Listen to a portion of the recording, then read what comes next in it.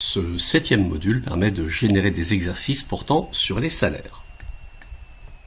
Découvrons tout de suite le fonctionnement du module. On va mettre un titre à notre exercice. Devoir sur les salaires. Alors, il est possible de demander à l'élève de travailler sur des salariés non cadres ou cadres, et ou, bien entendu. On peut demander jusqu'à 5 bulletins de salaire par catégorie de salariés. Pour cet exemple, on va en faire un de chaque. On peut demander au niveau des travaux comptables l'enregistrement des salaires, l'enregistrement du paiement des salaires, celui du paiement des charges. On peut bien évidemment demander la réalisation du bulletin de paye. On peut de manière optionnelle demander au logiciel d'insérer des heures supplémentaires, des primes, de retirer des absences, d'insérer des acomptes. On va par exemple demander de mettre des heures supplémentaires sur un bulletin. En fait, on va simplement ici préciser le nombre de bulletins concernés et le logiciel déterminera aléatoirement qui doit avoir, parmi mes deux salariés ici, des heures supplémentaires, qui doit avoir des primes. Si je veux que les deux bulletins aient tous les deux des heures supplémentaires, eh bien j'indiquerai 2, j'ai un total de 2 bulletins, je suis sûr que chaque bulletin aura des heures supplémentaires. Et le principe est le même pour les primes, les absences et les acomptes. Nouveauté 2023, l'export Excel des enregistrements comptables et surtout des fiches de paye. Ici aussi, les fiches de paye vous sont fournies dans un simulateur, dans un calculateur Excel. Et vous pourrez donc les réutiliser pour établir d'autres bulletins de salaire que ceux correspondant aux exercices générés par le logiciel Genexo Ultra. On peut bien évidemment donner un journal vierge. Comme dans tous les modules de la version 2023, il sera possible de fournir un plan comptable dans une des 3 versions, complet, limité ou uniquement les comptes du sujet. On peut donner une feuille de brouillon sécurisée avec en filigrane le nom de notre sujet. Et à votre disposition, vous avez 3 fiches de synthèse portant sur les charges de personnel, la comptabilisation de la paye et une dédiée au calcul de la CSG. Je vais vous présenter les 3 fiches. On peut toujours choisir de faire apparaître le titre du sujet ou pas sur les fiches. Et puis, sur les documents vierges, on pourra faire apparaître la zone avec le nom, le prénom de l'étudiant. Par contre, sur ce module, je n'ai pas fait apparaître de document vierge. Ce serait peut-être un petit peu méchant de fournir un bulletin de salaire totalement vierge en laissant l'élève se retrouver sur les intitulés des cotisations, les taux. Voilà. Ce serait quand même pas très pédagogique tout ça. Et nous allons générer le sujet et vous allez découvrir, si vous connaissez les versions précédentes du logiciel, en plus des nouveautés apparaissant sur l'écran de paramétrage, vous allez avoir un nouveau document d'accompagnement pour chacun des bulletins de salaire. Nous y voilà, le sujet est prêt.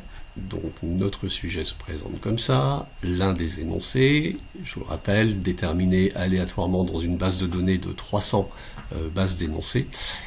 Les questions correspondant aux petites cases cochées, enregistrer des salaires, le paiement des charges, présenter les bulletins, et les informations concernant nos 2 salariés. Donc je vous rappelle, on avait choisi un cadre, un non-cadre, et on avait demandé que l'un d'eux ait des heures supplémentaires. Alors, nous avons Madame Zodros, qui est vendeuse, donc non-cadre, on a son taux de prélèvement à la source, elle a un bon salaire brut, et elle a fait des heures supplémentaires. Et Madame Dumière, qui est cadre, et qui a un taux de prélèvement à la source relativement élevé, mais elle a un très bon salaire. Dans le logiciel, les cadres ont des très bons salaires de manière à ce que vous puissiez faire travailler à vos étudiants l'utilisation des différentes tranches pour les calculs de cotisation. On a au niveau du corrigé, bien sûr, les bulletins de salaire donc présentés pour le cadre, pour le salarié. Voilà, avec toutes les informations nécessaires. Pour remettre à vos étudiants donc les documents vierges avec la zone pour faire apparaître le nom de l'élève puisque j'ai coché la petite case. Les documents là sont les nouveaux documents, je vous les présente après. Le journal avec les corrections des différents enregistrements. Donc les salaires, les calculs de charges, les paiements des charges, paiement des salaires et le paiement du prélèvement à la source. La feuille de brouillon sécurisée avec les petits logos et le filigrane, le journal vierge à remettre à vos élèves, le plan comptable simplifié. Je vous rappelle que les plans comptables portent toujours le nom du sujet, ce qui évite que vos élèves ne réutilisent un plan comptable, je mets des guillemets, trafiqué sur un autre devoir. Les fiches de synthèse, donc 3 fiches dans ce module, une sur la comptabilisation de la paye, avec les différentes écritures, les étapes, une sur le calcul de la CSG, et puis une plus générique sur les charges de personnel et les principes de base à connaître. Le journal au format Excel, on n'y revient pas, et les bulletins de salaire sous forme d'un calculateur, comme vous l'avez vu dans les modules concernant les amortissements par exemple. De nouveau, vous avez 2 onglets, salarié, cadre. Les 2 bulletins sont renseignés avec les infos de votre sujet.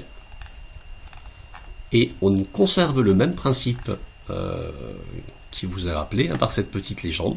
Vous pouvez tout à fait utiliser le calculateur pour créer immédiatement un autre bulletin de salaire. Donc dans les zones vertes, on va indiquer le nom de l'employeur, le nom du salarié. On va préciser le montant du salaire. Voilà, je vais supprimer les heures supplémentaires par exemple. Voilà. Et le bulletin est mis à jour automatiquement. On peut changer le taux de prélèvement à la source. Voilà, l'ensemble du bulletin est totalement réutilisable dans l'immédiat. On peut bien évidemment l'imprimer, il aura conservé la charte graphique des productions du logiciel, et puis on va pouvoir, si on le souhaite, enregistrer, exporter à différents formats. Découvrons maintenant les documents d'accompagnement. Pour chaque bulletin de salaire généré par le logiciel, vous aurez un document, je vais zoomer un petit peu, voilà, qui reprend les principaux chiffres du bulletin et qui, grâce au code couleur, en fait, permet d'expliquer simplement les informations. Souvent, les étudiants nous sollicitent un peu avec les mêmes questions. Par exemple, je comprends pas, le salarié cadre a un salaire de 13 400 €, mais ici, calcul de la CSG, c'est 13 165,50 €. Eh ben, on a ici le calcul de la CSG qui est réexpliqué, et la règle qui est rappelée sur la partie droite. Le montant net imposable 11 000 que j'ai mis en jaune, eh ben on a ici le détail de ces 11 000 avec de nouveau le rappel de la règle. Le prélèvement à la source que vous avez en gris ici, eh bien on retrouve l'explication de ce calcul, et puis le montant net à payer, on retrouve évidemment l'explication de la soustraction. Si d'aventure on avait eu un acompte, ça aurait été évidemment déduit. Voilà, et pour chacun des bulletins de salaire générés par le logiciel, vous aurez cette petite fiche que vous pouvez projeter ou même reprographier, distribuer aux étudiants. Pourquoi pas, ça peut être un support intéressant pour approfondir un petit peu certaines notions. Voilà donc les principales nouveautés de la version 2023 du module exercice sur les salaires. Voilà, on va retourner dans le module,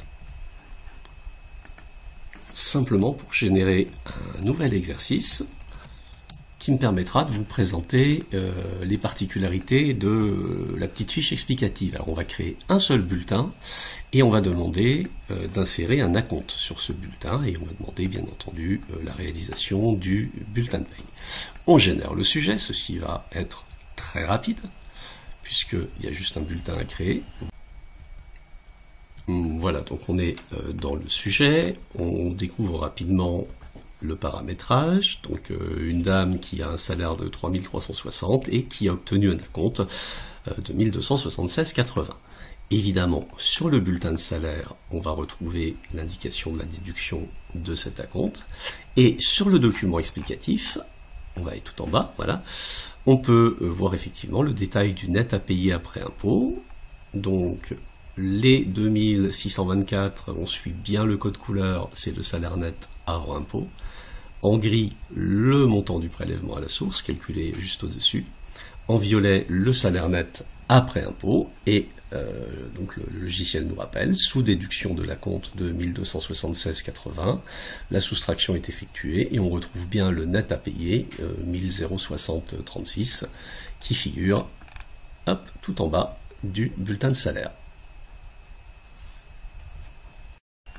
Alors on va générer un nouvel exercice. Je vais appeler salaire cadre. On va demander 5 bulletins le maximum que le logiciel est capable de faire.